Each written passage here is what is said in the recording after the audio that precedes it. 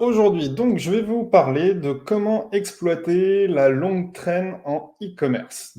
Alors déjà, on va parler un petit peu de qu'est-ce que c'est que la longue traîne et puis des possibilités que ça ouvre. Dans les conférences SEO, on voit souvent du coup des choses, et puis moi-même, je suis le premier à aimer m'amuser avec ça, avec des gros mots-clés, etc., des gros challenges. Et en fait, aujourd'hui, pour cet exposé, j'ai voulu prendre un petit peu le contre-pied de ça. Et du coup, bah, c'est ce qu'on va voir aujourd'hui. Alors, je ne vais pas trop m'attarder sur ça. J'ai droit à une super présentation de Laura, du coup, juste avant. Donc, encore merci. Le point qui est important à regarder, qui est en lien avec cette conférence, c'est le côté dev qui fait sauter des barrières et industriels du marketing. En gros, c'est un peu le sujet d'aujourd'hui. Ça va être de ne pas hésiter à faire des tests avec du dev. Donc, si vous n'êtes pas dev vous-même, faites-vous aider d'un dev. Voilà, ou des petites choses que vous pouvez vous faire aider maintenant avec des IA qui font ça très bien. Là, et puis de penser à essayer d'industrialiser un maximum de choses. Voilà. Yep. Pour appuyer cet exposé, je me suis dit que c'était bien de partir de la data.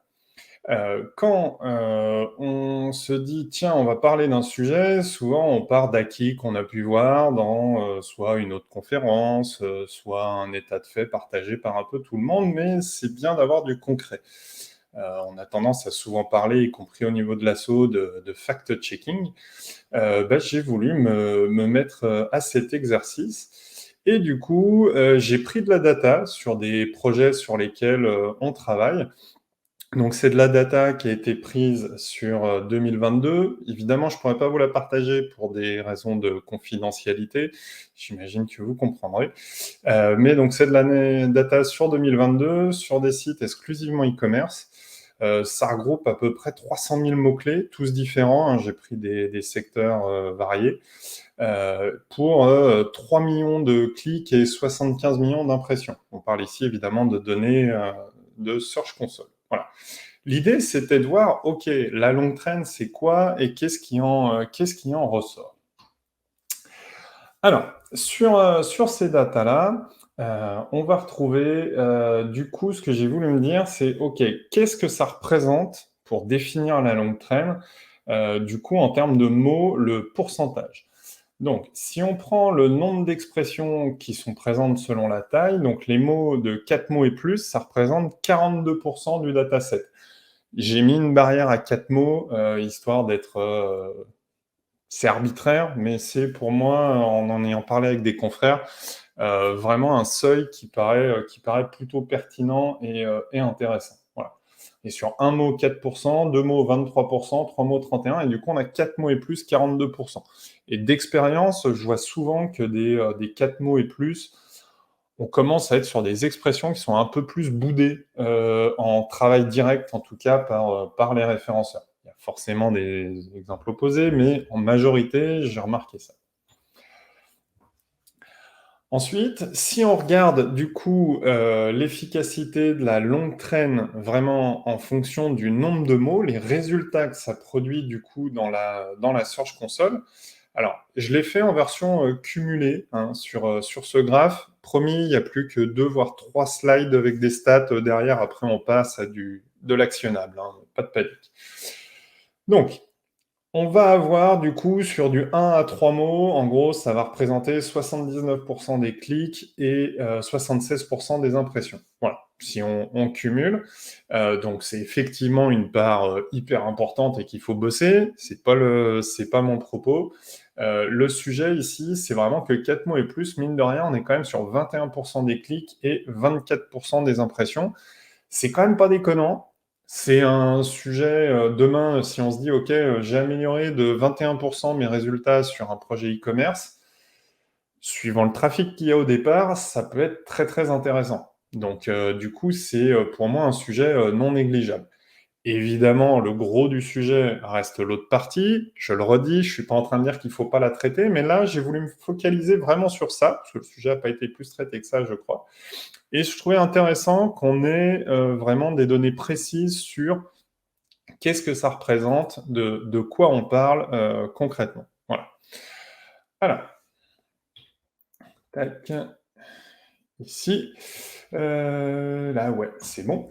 Et du coup, derrière, bon, bah, je me suis posé la question, du coup, en termes de, ah, j'ai oublié de changer mon titre. Bon, tant pis. C'était du coup en fonction du volume de recherche mensuel ici.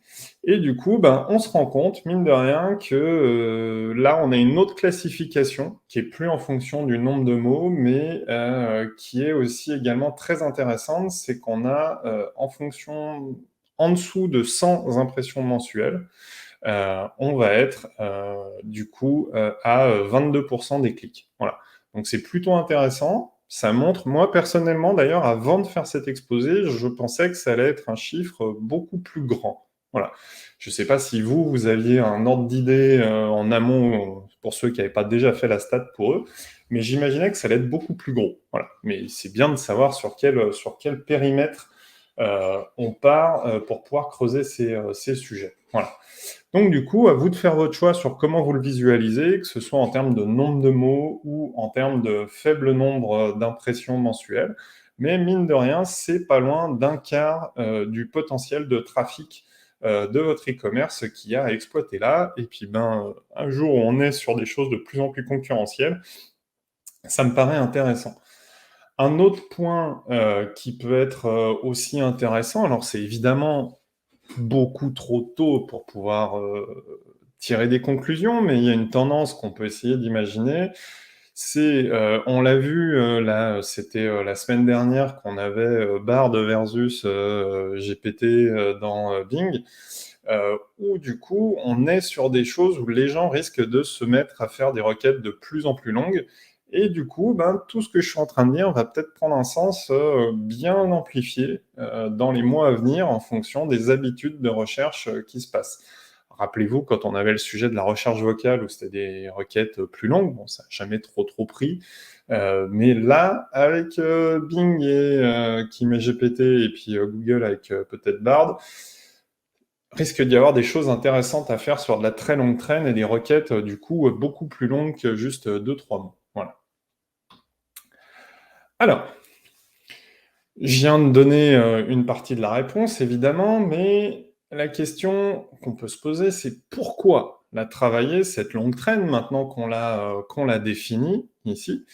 Bah, forcément, je l'ai dit, il y a moins de concurrence, donc c'est le côté diviser pour mieux régner. On va pouvoir attaquer plein de petites choses plutôt que de se dire de tout focaliser sur une requête.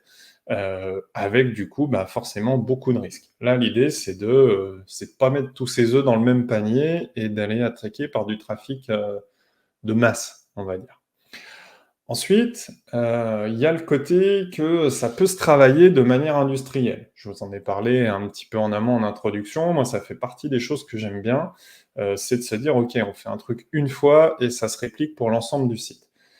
C'est plutôt intéressant parce que du coup, c'est des choses qu'on peut soit automatiser ou vraiment décliner sans avoir besoin de faire des actions page par page en mode ultra fine-tuning. Voilà.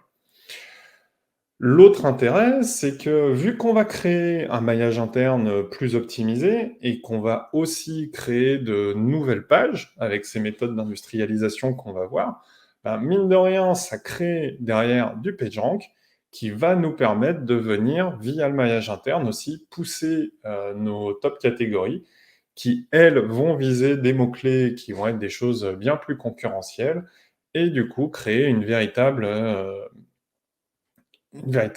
boost en maillage interne sur le PageRank et vous aider à ranker sur ces mots-clés plus complexes, du coup, dans le temps. Voilà. Parce que quand on va lancer un site e-commerce, on va pas essayer d'aller taper les top requêtes dans un premier temps. Donc ça vous permet aussi de mieux prioriser ça.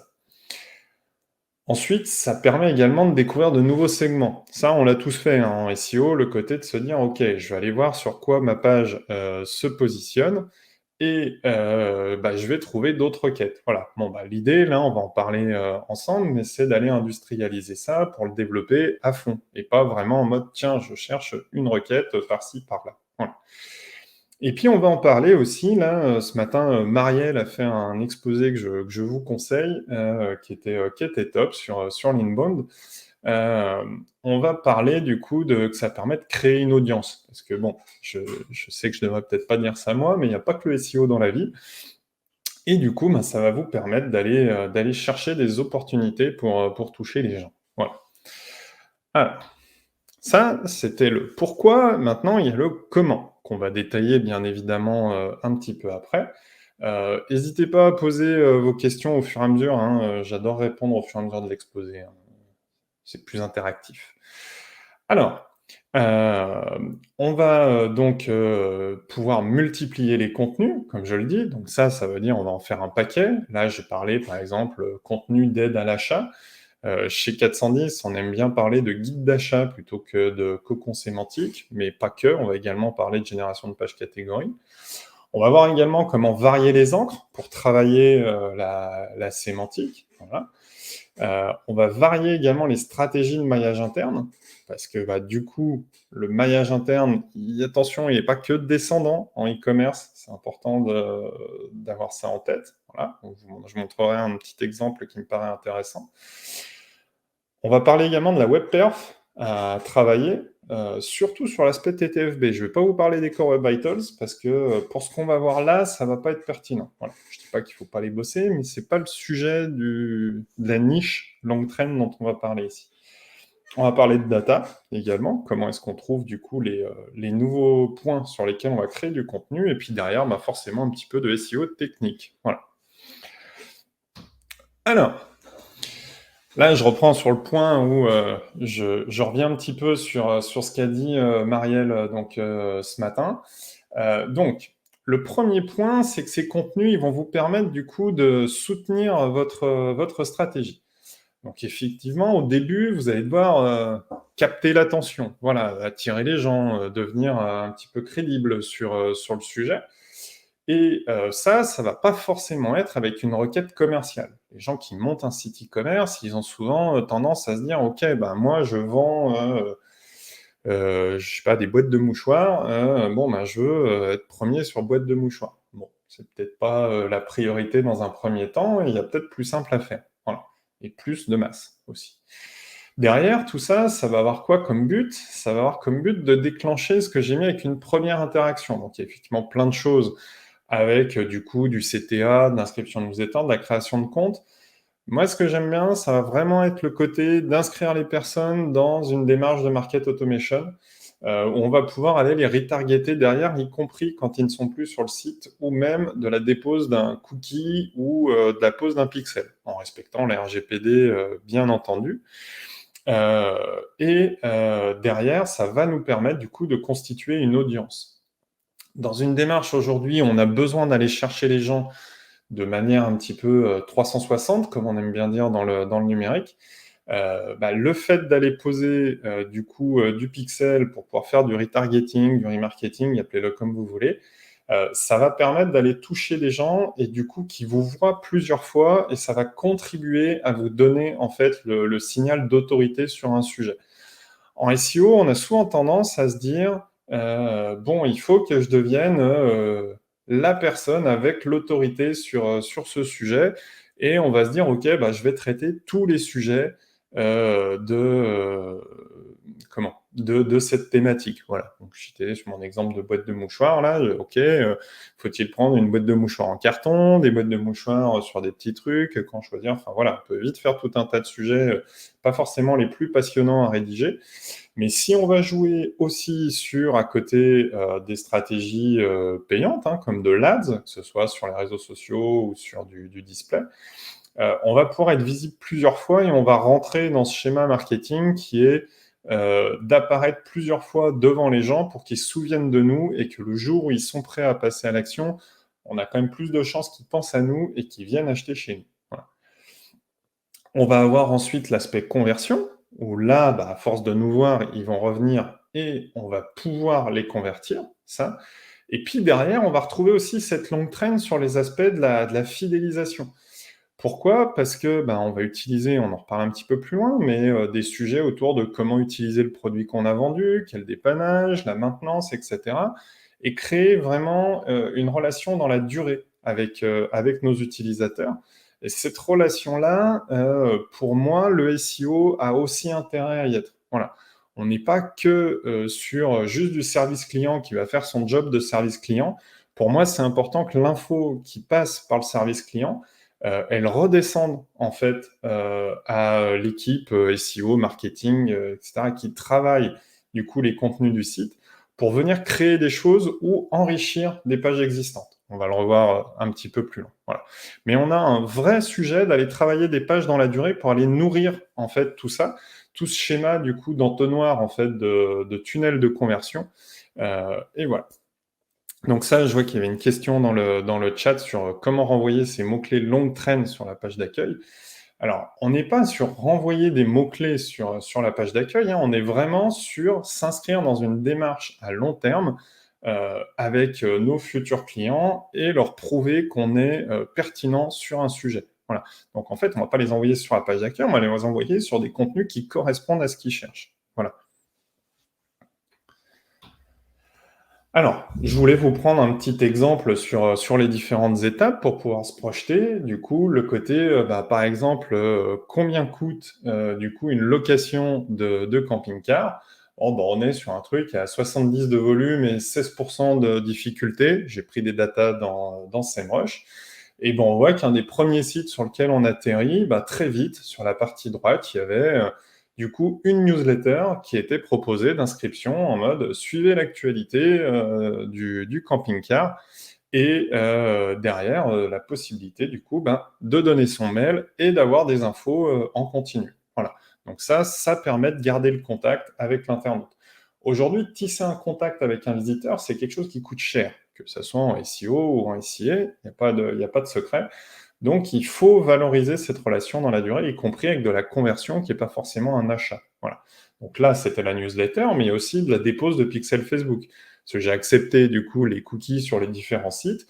Derrière, j'ai pris tout un tas de retargeting, comme vous pouvez le voir là, avec une pub qui était pour le coup sur Facebook, qui me proposait de réserver un camping-car derrière. Voilà. Alors qu'on voit que le côté location camping-car, OK, on est sur du 49 000 recherches, mais un keyword difficulty de 70. Si je lance mon activité, ça va être super tendu d'aller me positionner là-dessus pour démarrer. Alors que si je me fais toute une série de contenus un peu plus light, du coup, je vais pouvoir travailler ça dans la durée et derrière aller faire du Facebook Ads ou tout autre truc de retargeting et apparaître pour les gens comme une solution crédible du coup de réservation de camping-car. Voilà. Je parlais tout à l'heure de choses qu'il pouvait y avoir en termes de fidélisation dans la durée. Il y a, j'ai découvert pour l'occasion, mais ça s'y prête bien, des possibilités du coup d'acheter des camping-cars en copropriété. Bon, on peut tout à fait imaginer que quelqu'un à qui on a fait une location à l'occasion de camping-car, on lui propose derrière un service d'achat de camping-car en copropriété, avec du coup à qui on vendra de la gérance, de l'entretien, etc. Et du coup de le travailler au-delà de juste une location one shot. Voilà. Et ça, pareil, c'est des contenus sur lesquels on va pouvoir travailler du coup petit à petit euh, pour enrichir du coup notre démarche de longue traîne qui ne va pas être du coup qu'une démarche qu'on travaillera vraiment en amont de l'acquisition. Voilà, c'est souvent une erreur qui peut être faite de voir la longue traîne que comme les déclinaisons des mots-clés avec intention d'achat. Voilà. Alors, pour répondre à ta question, Vincent, sur un secteur ultra concurrentiel, les questions informatives ne sont-elles pas insuffisantes si on arrive en retard sur un secteur?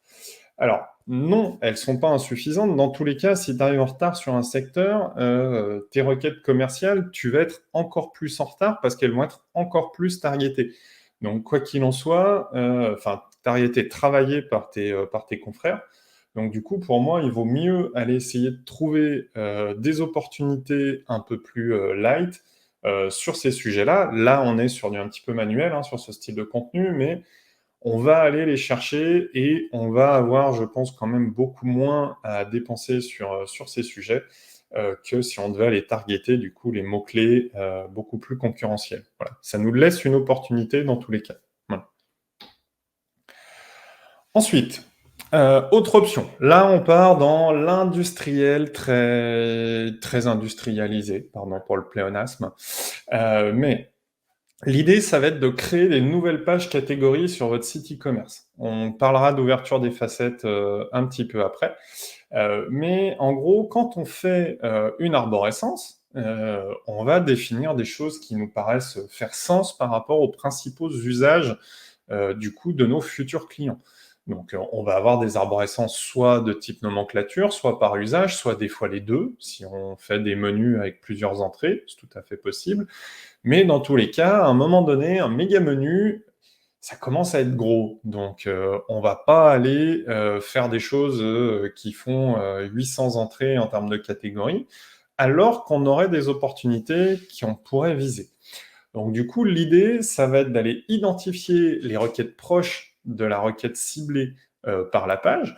Donc typiquement, si on a une page qui vient se positionner, top 10 sur une requête de catégorie, pour laquelle elle est prévue, ça et ben derrière, on va pouvoir aller voir, OK, cette page, sur quoi elle se positionne.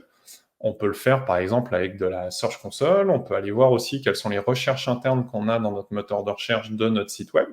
Ne pas oublier qu'on a très souvent tous, et si ce n'est pas le cas, il faut en mettre un, sur notre site e-commerce, un moteur de recherche interne et qui regorge de données hyper pertinentes et passionnantes. J'y reviendrai juste après.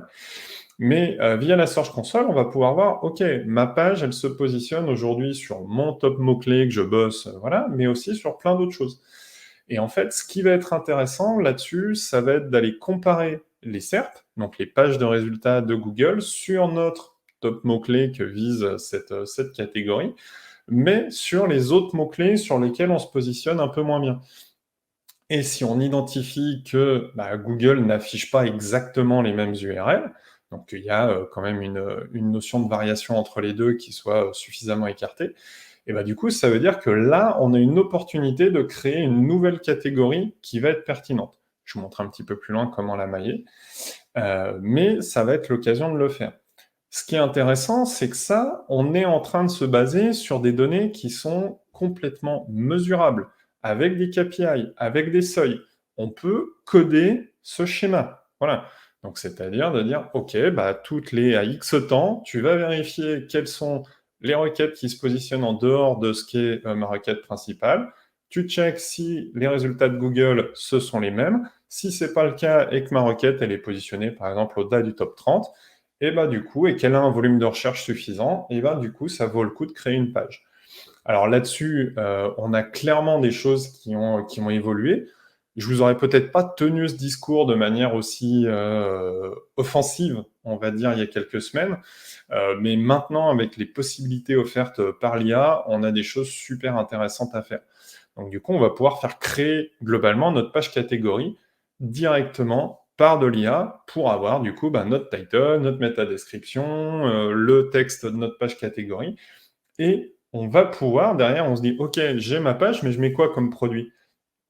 Ça tombe bien, vous avez un moteur de recherche en interne qui peut aller chercher quels sont vos produits qui correspondent à ce mot-clé et du coup les affecter directement à votre page catégorie. Donc là, on vient de décrire un ensemble d'actions qui sont complètement industrialisables pour du coup créer nos pages catégories en full automatique. Voilà. Donc là, je viens de vous décrire le process si vous voulez vous le faire vous.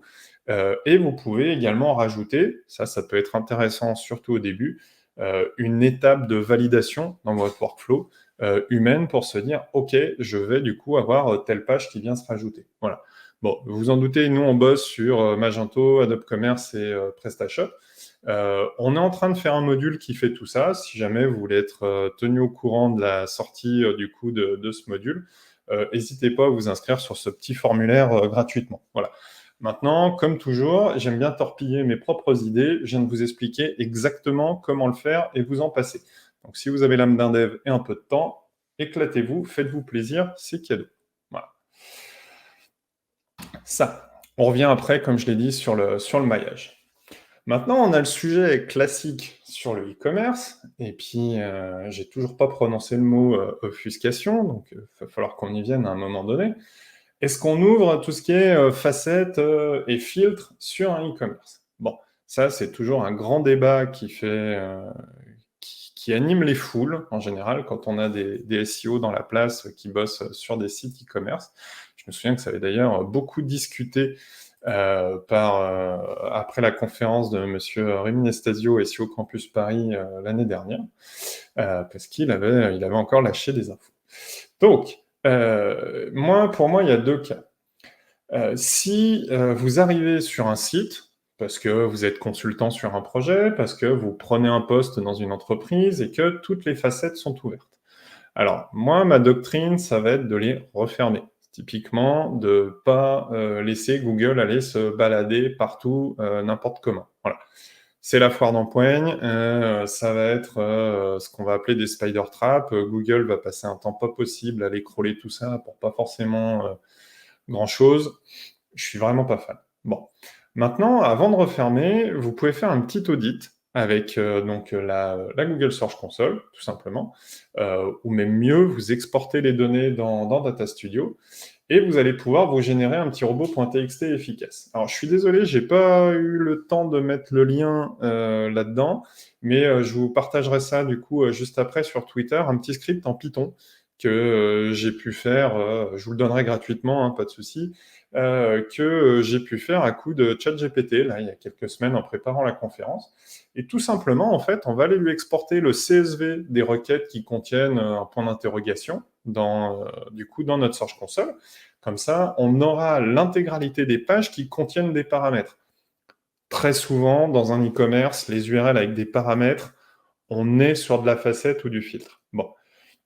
Et ben, qu'est-ce qu'on va pouvoir faire? Ça va être ici, on va lui dire: «OK, bah, si tu es en dessous de tant de recherches tous les mois», donc ça veut dire qu'il y a, pas une pertinence qui est dingue, et on va lui juste lui mettre un seuil et du coup, notre petit script en Python, il va venir nous générer un petit fichier TXT qu'on n'aura plus qu'à coller dans le robot, qui va dire: «OK, bah, tel ou tel, du coup filtre a priori est très recherché», et va pouvoir, d'accord, et va pouvoir, être ajouté dans le robot. Voilà. Alors là, je l'ai fait en copier-coller, hein, un peu bourrine. On voit qu'il y a des choses qu'il faut ajuster. Ça reste pertinent de mettre un cerveau humain. On n'est pas tous prêts à être remplacés par de l'IA, rassurez-vous. On voit ici qu'il y a un faux positif. On reconnaît typiquement 3 paramètres qui sont, dire, order et limite. Bon, ça, c'est des paramètres de tri de catégorie. Ceux-là, on va peut-être plutôt les mettre en disallo. En revanche, on voit qu'on a ici le filtre manufactureur, qui est pour le filtre qui est utilisé en général sur de la marque de produits. Bah, ça va être pertinent de se dire, OK, sur les marques, a priori, j'ai un sujet sur des facettes qu'il faut ouvrir à l'indexation et qu'il faut aller bosser. Voilà. Ça va être une des démarches qu'on va pouvoir sortir, et on voit en revanche qu'on a plein de choses en dessous, avec, on a par exemple le P égal, si c'est de la pagination, attention, il faut le laisser, on va en reparler un petit peu plus loin. Mais en revanche, on a des choses sur des stocks, des ventes, des notes, et cetera, qui sont peut-être trop faibles et qui vont pas être pertinents. Voilà. Mais à minima, ça va vous lister, en fait, tous les paramètres que vous avez dans vos URL et vous aider à dessiner le robot.txt qui va bien sur la base de ce que Google, se prend déjà dans la tête quand il vient se balader sur votre site. Voilà. Ça va être un outil d'aide à la décision. Voilà. Ensuite, deuxième cas, si tout est fermé. Bon, c'est quand même mieux d'arriver sur un site où les facettes sont fermées et de choisir ce qu'on ouvre. C'est quand même beaucoup moins compliqué, pour la gestion, pour la suite. Voilà. Alors, ce que je tenais à expliquer pour cette conférence, c'est de ne pas confondre, le fait de créer des sous-catégories et d'autoriser l'indexation des facettes. En fait, si on commence à essayer de vouloir, dire: «OK, telle facette, elle passe, tel filtre, oui, celui-là, non», techniquement, ça risque de très vite devenir compliqué. Je parle en termes de gestion, derrière pour vos devs et cetera. La maintenance, ça peut vite devenir complexe. Voilà. Donc bloquez tout, identifiez ce qui peut être pertinent. Là, je vous ai pris un exemple, sur les matelas. On voit qu'on a des choses avec des dimensions. Bon, bah, si on se rend compte qu'il y a des choses intéressantes, par exemple matelas 160 par 190, on est typiquement sur quelque chose qui va sortir à la base d'une facette où on va aller cocher les dimensions, longueur, largeur, etc. Bah, là, on peut se dire, OK, qu'on va aller créer une catégorie. Voilà. Ça, et on peut aller la créer sur une URL propre. On va juste pas aller l'intégrer dans le menu. On va voir ensuite comment est-ce qu'on peut la mailler dans notre site web. Tac. Alors, j'en parlais tout à l'heure, le côté de multiplier les contenus. Ça, est-ce que je peux vous faire un petit copier-coller là ou pas? Je vous le mettrai, du coup, je vous le partagerai du coup, derrière, sur Twitter, parce que là, je pense que je vais faire une boulette si je tente un copier-coller là. Mais l'idée, c'est vraiment de garder en tête, ça c'est du marketing, j'ai envie de dire presque basique, qu'un visiteur, si vous l'aidez et que vous lui trouvez une solution, il va devenir un ambassadeur. Voilà. Je me rappellerai toujours d'une histoire. Un jour, j'avais acheté des disques durs, on m'avait dit qu'ils étaient morts. J'avais finalement contacté, c'était Seagate, je crois. Et ils m'avaient tout géré, le truc nickel. Ça avait duré 3 semaines, mais alors que je pensais avoir perdu plusieurs gigas de données, bah, ils m'avaient tout récupéré, tout envoyé. Et derrière, j'ai un copain qui m'a dit, ah bah maintenant tu sauras tirer ailleurs. Je lui ai dit, mais non, n'importe quelle autre boîte, ils m'auraient peut-être lâché. Eux, ils m'ont dit, non, non, monsieur, on a fait une connerie, on vous aide à réparer, on prend tout en charge, et voilà, vous retrouvez vos produits, c'est nickel. Bon, bah, j'ai pas envie de bosser avec d'autres gens, parce que eux, je sais qu'ils sont capables de me régler mon problème. Voilà. Et depuis, je me souviens de cette histoire, et je me dis clairement, ouais, aider quelqu'un, c'est le convertir en ambassadeur. Voilà. Bah, du coup, là, on peut aller exploiter typiquement le chat en ligne, du service client, le formulaire de contact, ou même des questions que peuvent se poser les gens. Voilà. Donc là, je vous ai mis dans la deuxième partie de la slide, ici, une regex qu'on peut aller utiliser. Donc pour ceux qui connaissent pas... Ah, c'est bon, tu as pu le copier-coller, super, merci. Vous pouvez aller du coup dans la Search Console, vous faites un nouveau filtre, vous choisissez personnaliser expression régulière, et vous allez pouvoir mettre du coup cette chaîne de caractères. En gros, pour la commenter, pour ceux qui ne sont pas fans des expressions régulières, ça va vous sortir tout ce qui contient proble. Alors, j'ai mis proble pour problème. Pourquoi est-ce que je peux aller plus loin? Parce que comme ça permet d'avoir version avec et sans accent dans un seul mot. Voilà. Solution, réparation, on retrouve le même petit hack, etc., etc. Et du coup, de trouver toutes les choses pour lesquelles votre site commence à se positionner, ou même fait des clics, pourquoi pas, sur des termes du coup liés à des enjeux d'utilisation ou de compréhension par les internautes. Alors évidemment, elle peut être enrichie, hein, cette requête, mais ça vous donne déjà une bonne base et d'identifier ce qui peut être ajouté. Le point qui est intéressant, c'est que ça, on peut aller en faire derrière soit des contenus en automatique avec de la FAQ, soit reprendre des réponses dans notre service client qu'on vient injecter, et du coup, d'aller mettre ça soit dans une FAQ par produit, si on sait que c'est quelque chose qui s'identifie uniquement pour un produit. Si c'est sur plusieurs produits, on peut demander à l'IA de réécrire la réponse pour pas être sur exactement le même contenu sur toutes nos pages. Ou alors de se dire, OK, je le fais qu'une fois, mais du coup, je le mets au niveau de ma page catégorie, et du coup, d'aller rajouter des données structurées de type FAQ sur notre page catégorie. Voilà. Et on sait qu'on le fera du coup avec des vraies questions que les internautes se sont posées, et pas juste parce qu'on est allé utiliser un Answers the Public ou un chat GPT pour dire montre-moi 10 questions que les gens se posent à propos de ça. Voilà, on va être sur des vraies choses concrètes. Voilà. Euh, Petit truc, je vous ai pas mis la slide là, j'ai pas eu le temps, mais je vais vous expliquer un petit hack qu'on est en train de lancer, nous, côté PDF. Vous allez retrouver souvent sur un site, vous allez avoir des liens vers des médias qui vont pas forcément être que de la photo ou de la vidéo. Vous allez pouvoir retrouver du PDF. Voilà. Alors souvent, on va dire les PDF, faut pas les mettre à indexer, etc. En fait, il y a une petite solution annexe qui est quand même vachement sympa. C'est de détecter quand c'est l'ami Google qui passe par là ou pas. Et du coup, quand c'est Google, bah, vous lui affichez le PDF. Et quand c'est pas Google, bah, vous lui affichez le PDF aussi, mais vous l'intégrez dans une iframe dans votre site, avec du coup vos éléments de navigation, header, footer, et puis tout ce que vous avez envie de rajouter. Le contenu principal de la page va du coup être votre PDF, il n'y a pas de souci. Mais vous allez avoir des gens qui vont avoir la réponse à leur enjeu.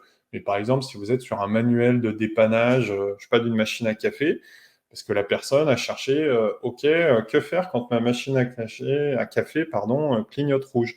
Bon, bah, si vous êtes sur un site qui vend aussi des pièces détachées de réparation de machines à café, bah, la personne n'a plus qu'à cliquer dans la barre de recherche et chercher la pièce que vous venez de lui conseiller. Et ça évite qu'elle aille chercher ailleurs. Voilà. Donc ça peut être intéressant, et y compris quand la personne va venir de Google, elle va tomber sur cette interface-là. C'est un bon petit hack pour récupérer des visites. Voilà. Également, ce qui est intéressant sur les PDF, ça va être de venir mettre des liens dans le fichier PDF qui repointent vers la page catégorie ou la page produit qui porte le PDF à la base. Voilà, pour s'assurer que vous avez du coup le maillage qui circule en termes de documents. Parce que si vous ne le savez pas, les PDF ressortent comme des documents, idem que du HTML en fait dans les pages de résultats de Google. Voilà. Évidemment, toute cette regex qui est là, c'est une excellente inspiration pour faire un cocon sémantique, voilà, ou un guide d'achat, comme je préfère personnellement les appeler. Alors, ensuite, autre option, on va pouvoir éviter la cannibalisation du coup des marketplaces. Donc, pousser des produits sur les marketplaces, on le sait, c'est un excellent moyen de développer son chiffre d'affaires parce que, bah, au début, on lance son site, surtout sur un lancement, c'est complètement pertinent. On va pas pouvoir aller chercher les grosses requêtes, etc., alors qu'on a potentiellement un super produit. Et du coup, en allant le mettre sur des marketplaces, bon, moyennant une commission, sinon c'est pas drôle, on va pouvoir du coup commencer à se faire connaître, faire des ventes et financer petit à petit notre développement en générant de la marge un peu plus vite. Voilà. Bon, c'est quelque chose de plutôt intéressant. Mais l'erreur qui est faite par beaucoup d'e-commerçants que je rencontre, ça va être de pousser en fait leur catalogue produit avec exactement le même descriptif dans leur site que ce qui est poussé en fait à la marketplace. Bon, c'est un peu dommage parce qu'en fait, surtout si votre site, vous avez un super site, mais que vous envoyez ça vers Cdiscount pour rester français, Mano Mano, etc., Leroy Merlin, voilà, comme ça j'ai cité que des e-commerce en français. Bah, en fait, faut pas se leurrer, ils ont quand même un critère d'autorité et de puissance en termes de netlinking et de maillage interne qui est forcément plus gros que vous. Donc du coup, quand une personne va taper une requête identique, enfin, où votre description produit répond, il y a une grande chance que ça soit la marketplace qui sorte en premier, parce que, bah, ok, vous n'allez pas prendre de pénalité forcément pour duplicate, mais à choisir, Google va quand même plutôt mettre les autres en avant. Voilà.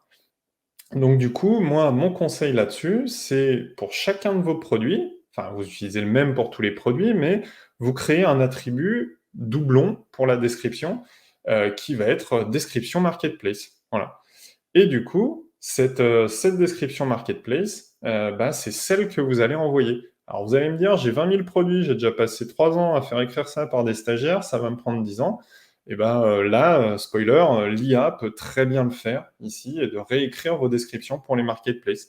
Et vous allez pouvoir envoyer cette description sur les marketplaces et garder la description sur laquelle vous aurez peut-être mis un peu plus, vous leur avez donné un petit peu plus d'amour, disent certains SEO, et utiliser du coup deux descriptions différentes. Une pour votre site et une qui est envoyée à toutes les marketplaces. Parce qu'après, demain, que Mano Mano, Cdiscount ou Leroy ait exactement la même description de vos produits, ça, en revanche, c'est beaucoup moins gênant, vous en fichez tant qu'il y en a un qui vend. Voilà.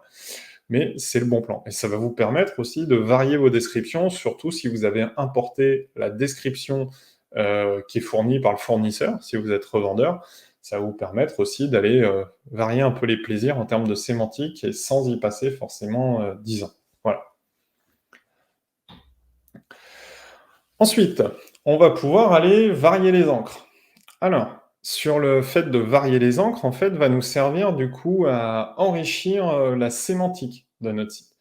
Alors là, je suis allé me balader, du coup, ici, c'était sur Cdiscount pour prendre un PC gamer et on voit que le fil d'Ariane, le premier, c'est accueil, informatique, gaming, PC portable gamer et PC portable RTX 3080. Voilà. Bon. L'idée, c'est que en fonction de où vous vous trouvez dans l'arborescence, vous pouvez venir faire changer certaines encres. Voilà. Alors après, évidemment, il y a tout un tas de possibilités et de combinaisons qui peuvent être faites, mais pourquoi est-ce que le lien vers la catégorie des PC portables gamer, ce serait toujours PC portable gamer? Est-ce que sur certaines pages, ça vaudrait pas le coup d'aller mettre, par exemple, PC de jeu? Voilà. Est-ce que dans la partie gaming, ça vaudrait pas le coup de jouer sur PC ou jouer aux jeux vidéo? Voilà, de varier un petit peu.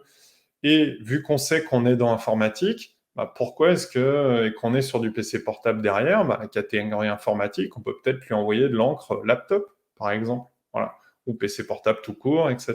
Voilà.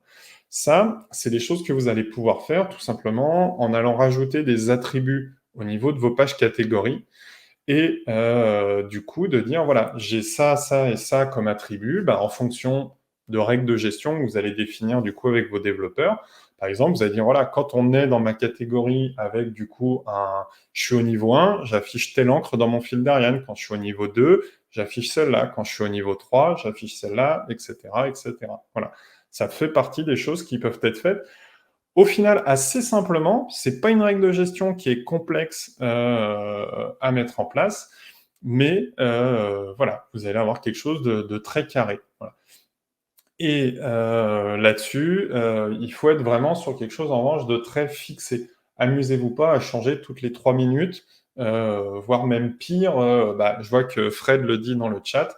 Il faut surtout pas aller le faire en maillage aléatoire. Il faut avoir une règle fixe qui permet de le faire pour que Google sache quand il est sur telle URL, elle pointe vers telle autre URL avec telle encre. Voilà. Ça. Yep. Ensuite, vous allez pouvoir faire varier les encres sur un petit peu le même schéma, avec des liens du coup vers les fiches produits. Voilà. Quand on est sur du coup une page catégorie, on a des liens vers des fiches produits, mais un même produit peut être dans plusieurs catégories. Ici, j'ai pris un exemple de meuble. Alors, vous reconnaîtrez la sonorité du coup de ce nom de produit qui, je crois, n'existe pas. J'ai cherché comment est-ce qu'on disait inconnu en suédois. Voilà, ça se dit Okand, a priori. Voilà, désolé pour la prononciation si nous avons des Suédois dans la salle. Mais un meuble de rangement, bah, on peut aller le mettre dans le salon, dans la chambre ou dans le bureau, par exemple. Il y en a sans doute plein d'autres, hein, des variations, mais quand on va être dans notre catégorie salon, bah, on va tout simplement pouvoir venir injecter du coup meuble de rangement salon pour salon au Okand dans notre lien de fiche produit dans notre page catégorie. La même chose quand on va être dans la partie du coup chambre et idem côté bureau. Ce qui va faire que notre URL qui elle est unique de fiche produit va recevoir selon d'où Google trouve le lien vers cette URL, il va recevoir du coup 3 voire plus d'encres différentes qui va permettre du coup d'enrichir vraiment la sémantique du maillage interne vers cette même fiche produit et de ne pas avoir tout le temps exactement le même lien qui pointe et quelque chose de très récurrent. Voilà. Donc vous allez pouvoir, avec ce style de méthode, où vous allez appliquer une règle de gestion à l'ensemble de votre site. Rappelez-vous, je vous parlais d'industrialisation tout à l'heure. Vous allez pouvoir développer vraiment la richesse sémantique de votre maillage interne. Voilà. Ensuite, je vous ai parlé tout à l'heure du maillage qui n'était pas forcément descendant. Voilà. On peut avoir du maillage remontant dans un site e-commerce. Et là, il y a un truc que nous, on aime beaucoup mettre. Ça, on fait ça sur quasiment tous nos Magento. Avec du coup ce qu'on appelle les shadow catégories. Je ne l'ai pas copyrighté, mais si vous entendez ce mot-là, en principe, ça vient de moi. Alors, pour moi, une shadow catégorie, c'est une catégorie donc, qui va pouvoir servir de landing page, hein, qui va pas être présente du coup dans le menu ou dans une facette. Ça peut être un clone d'une facette qu'on n'ouvre pas à l'indexation où le lien vers celle-ci est offusqué, cloqué, tout ce que vous voulez. Mais on va lui créer une URL propre qu'on va venir bosser. Mais du coup, pour la mailler, on peut, bon, pour le coup, plutôt à la main, aller faire du coup ce lien-là depuis une autre catégorie. Si on se dit c'est voisin, pourquoi pas, je vais l'ajouter, ou avec un bloc de maillage en automatique.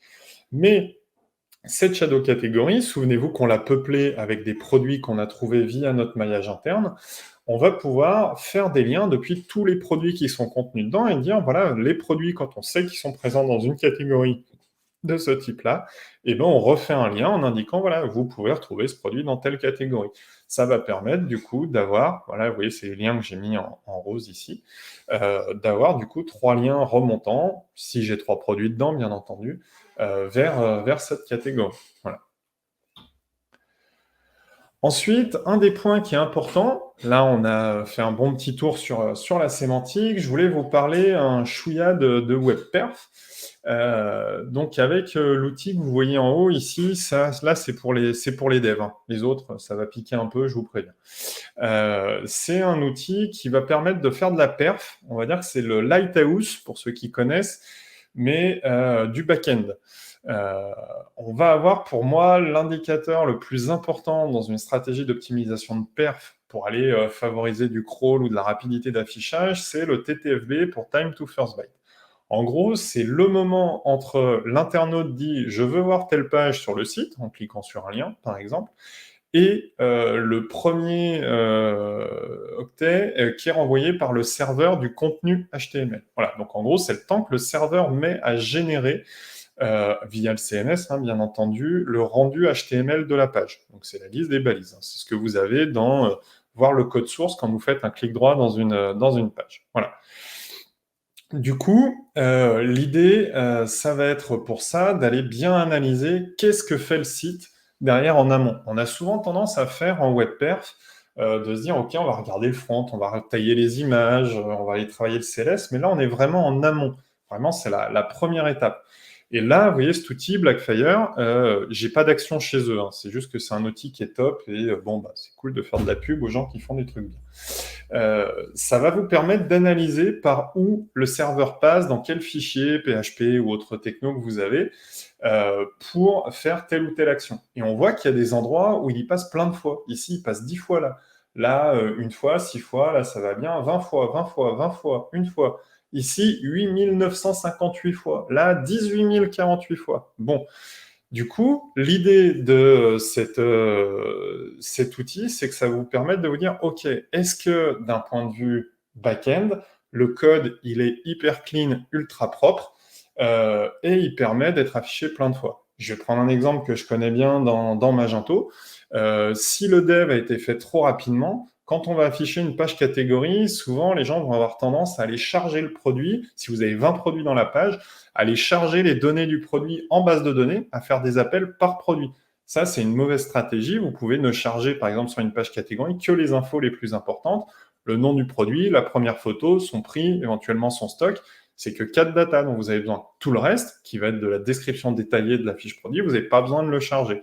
Et ça vous permet du coup d'optimiser à fond le temps de chargement de vos pages catégories et du coup de gagner sur le time to first byte. Voilà. Ensuite, un des points qui est important sur un serveur, c'est qu'on va souvent utiliser du cache côté serveur. Encore une fois, là, je vous parle vraiment des aspects back-end, parce qu'on parle déjà beaucoup trop souvent de Lighthouse, mais ça, c'est l'amont de ça, avec du coup une mécanique de Varnish, qui est un cache côté serveur. En gros, Varnish, il va faire quoi? Il va voir si le rendu HTML a déjà été généré par le passé, et du coup, il va dire, OK, il a été généré il y a moins de X minutes ou heures selon le délai d'expiration que vous avez mis. C'est un peu comme les TTL sur les noms de domaine. Et il va dire, OK, c'est toujours pertinent, t'embête pas à générer, je resserre le truc qui est déjà prêt. Voilà. En revanche, l'erreur qui est souvent faite là-dessus, c'est de ne pas avoir ce qu'on appelle un cache warm-up.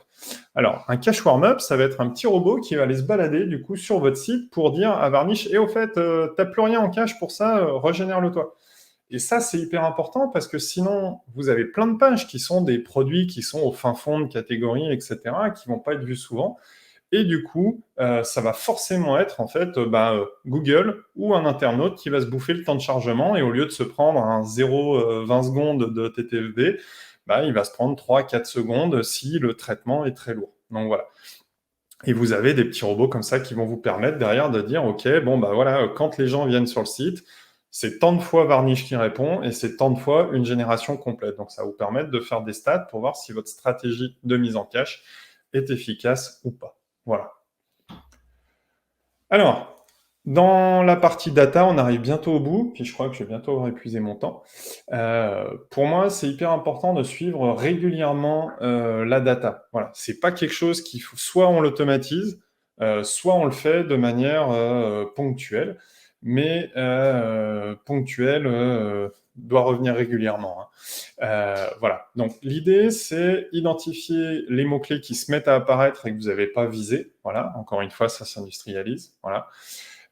Parce que l'analyse de longue traîne, c'est vraiment quelque chose qu'il faut faire au moins tous les mois, parce qu'en fonction de vos actions, vous allez pouvoir du coup faire grossir la sémantique de votre site, surtout si vous rajoutez des backlinks progressivement, ou vous avez fait des stratégies qui visent à rajouter des backlinks. Vous pouvez également aller voir sur quels exemples de longue traîne vos concurrents se positionnent. Ça peut être intéressant. C'est un peu plus complexe à automatiser, il faut des API, mais ça peut se faire. Voilà.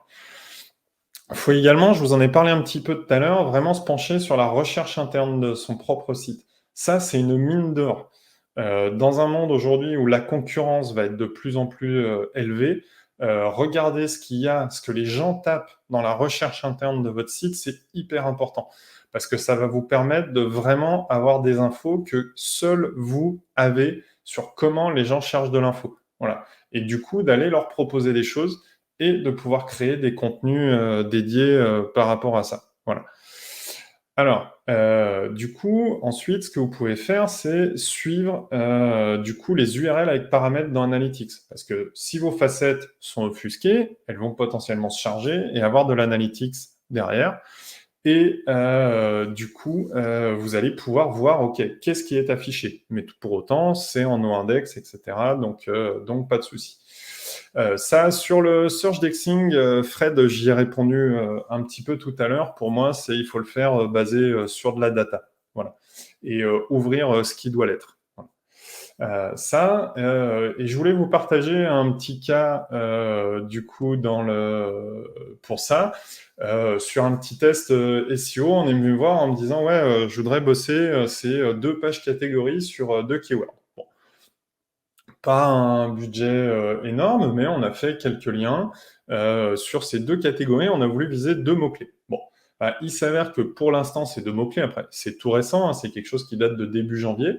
Ils ont bougé un petit peu, mais clairement pas suffisamment à ce stade. En revanche, dans le même temps, le site a pris plus 10% de mots-clés et tout sur de la longue traîne de sous-catégories qu'on a rajoutées, qui ont été créées, qui ont été venues pour pousser, et qui, elles, sont venues se positionner en premier. Voilà. Et du coup, bah, on a rajouté 10% de keywords en plus qui apparaissent sur SEMrush et qui génèrent du coup derrière du trafic dans la Search Console pour des mots-clés du coup de plus longue traîne. Voilà, avec des choses entre top 3 et top 20 à ce stade et en un mois et demi. Voilà, et qui a permis du coup d'identifier le nouveau marché pour le client. Donc on retrouve vraiment ce que je vous disais tout à l'heure, que la long traîne va vous permettre de détecter les choses et d'obtenir des résultats plus tôt, ce qui va permettre de préparer ensuite le terrain en maillage interne pour vos top keywords. Check. Et enfin, et du coup, ce sera la dernière slide. En résumé, du coup, le côté travailler son SEO technique. Voilà, on revient à la base, ce que je disais.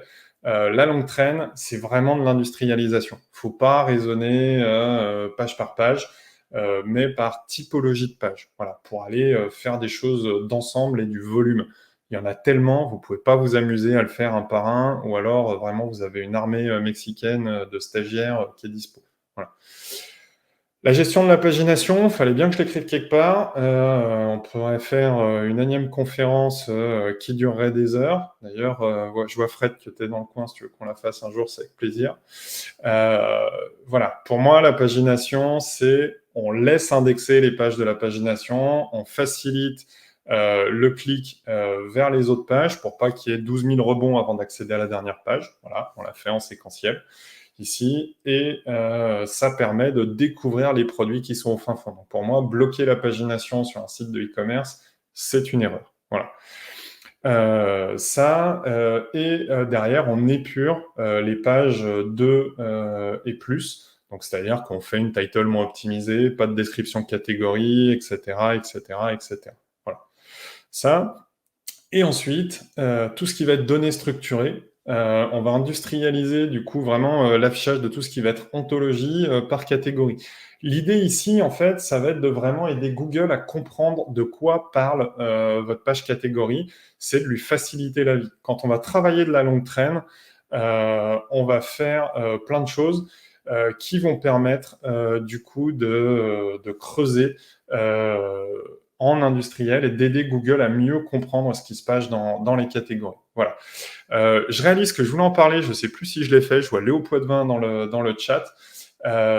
Sur tout l'aspect IA, j'ai pas voulu vous faire une conf sur générer des contenus en IA, etc. En plus, Léo va vous faire une conf sur la promptologie tout à l'heure, je crois d'ici 1 heure et demie, que je vous invite à aller voir. Je pense que ça va envoyer du très lourd connaissant Léo. Voilà, ça.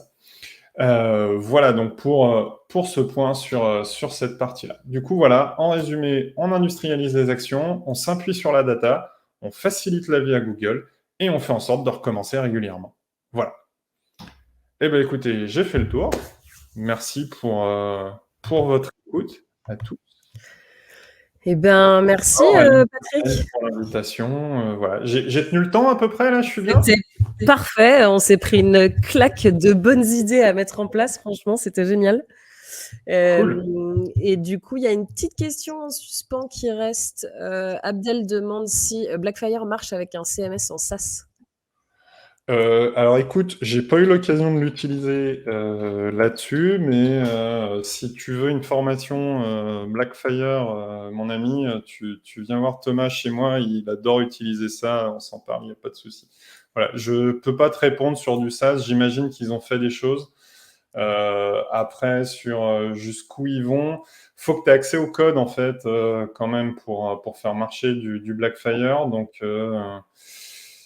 je veux pas te dire de bêtises là-dessus. J'ai peur que non, mais après, souvent, les outils, tu vas avoir des fois des profilers qui vont être dispo aussi par les plateformes. Donc, tu vas pouvoir faire des choses. Apparemment, il parlait surtout de Salesforce Commerce Cloud. Ouais. Et après, à voir dans quelle mesure ils le proposent ou pas. Voilà. Ça marche. Donc, voilà. Merci, c'était hyper intéressant. J'ai bu de tes paroles. Hâte de voir. Du coup, tu as quelques scripts à envoyer. J'imagine que tu les enverras sur Twitter ou LinkedIn. Ouais, je pousserai ça sur Twitter. J'allais dire LinkedIn. Voilà, mais on pourra mettre ça s'il y a un article ou un truc, ce sera avec grand plaisir. Voilà. Génial. Bah, merci beaucoup. C'était fascinant. C'était super. Eh ben, ravi que ça vous ait plu. Et puis, j'espère que l'angle qui change un peu, du coup, de travailler les mots-clés dont personne ne veut, ça sera, on parle des légumes moches dans le bio. J'aurais dû faire un truc, travailler les mots-clés moches. Bah, tu vois, tu as bien fait de faire ton intro sur les stats parce qu'en effet, comme tu dis, si tu peux gagner 20 à 25%, tu prends quoi. Non, c'était super. Et ben encore merci pour l'invite et pour la super journée. C'est top. J'ai eu plein de belles confs.